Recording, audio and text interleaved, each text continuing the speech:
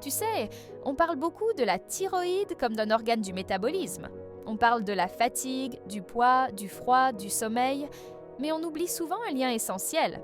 La thyroïde influence aussi nos émotions, et ce lien-là, il ne disparaît pas quand elle n'est plus là. Il change, c'est vrai, mais il continue à exister autrement. Quand j'ai perdu ma thyroïde, j'ai mis du temps à comprendre ce que je vivais émotionnellement. Je pouvais passer du calme à la nervosité, de la sérénité à la tristesse, sans vraiment comprendre pourquoi. Je me disais, c'est moi, c'est mon traitement, c'est dans ma tête. En réalité, c'était simplement mon corps qui essayait de retrouver un nouveau rythme. La thyroïde, c'est comme un chef d'orchestre silencieux. Elle ne joue pas la musique, mais elle donne le tempo.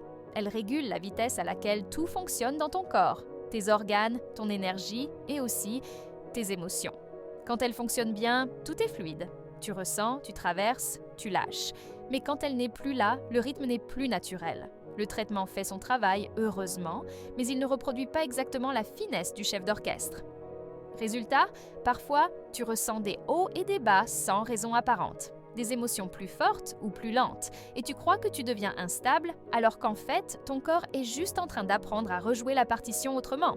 Les hormones thyroïdiennes agissent directement sur ton cerveau. Elles influencent la sérotonine, la dopamine, la noradrénaline, toutes ces molécules qui régulent ton humeur. Quand il y en a trop, tout s'accélère. Tu deviens nerveux, impatient, anxieux. Quand il n'y en a pas assez, tout ralentit. Tu te sens lourd, triste, fatigué, sans envie.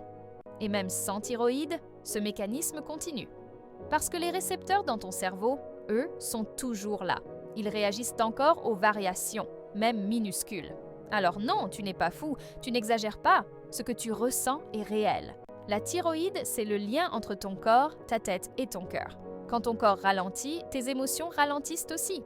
Quand ton corps lutte, ton mental s'emballe. Tout est lié. Et cette connexion, elle ne disparaît pas. Elle devient simplement plus subtile, plus consciente. Aujourd'hui, j'ai appris à lire mes émotions comme des signaux. Quand je me sens irritée sans raison, je me demande si je dors assez, si je ne suis pas trop tendue ou si mon traitement est toujours bien équilibré. Quand je me sens vide, je regarde si je ne me suis pas trop exigée ou si je n'ai pas oublié de respirer un peu plus. Et quand je me sens bien, même sans raison, je prends le temps d'en être reconnaissant. Parce que ce calme-là, je le construis jour après jour. Même sans thyroïde, ton corps garde la mémoire de son rythme. Ton système nerveux, tes glandes surrénales, ton cerveau, tout continue à fonctionner ensemble. C'est comme un orchestre qui a perdu son chef, mais qui finit par apprendre à jouer autrement. Et tu sais quoi?